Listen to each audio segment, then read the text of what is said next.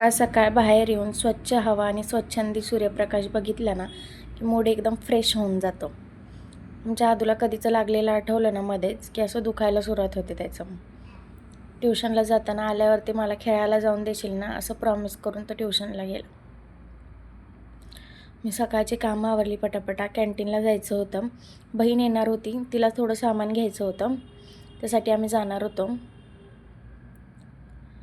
त्यांची आज ॲनिव्हर्सरी होती तर त्यांनी पिलूसाठी केक आणला होता.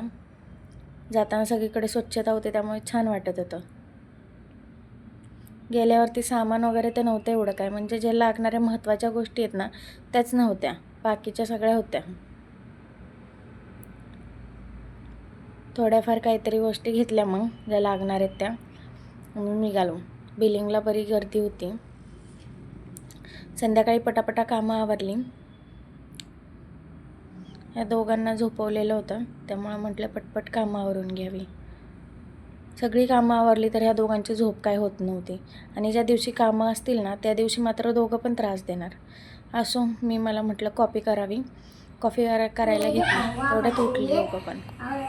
पिलूचं चाललेलं मम्मा कशी ब्लॉग बनवते ना तसं बघून मम्माचं बनवणं.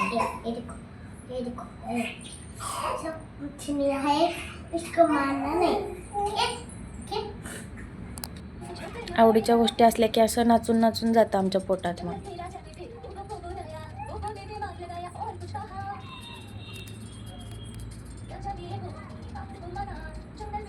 रात्री पिल्लूला झोपवलं आणि मीही दिवसाची समाप्ती केली. बाय.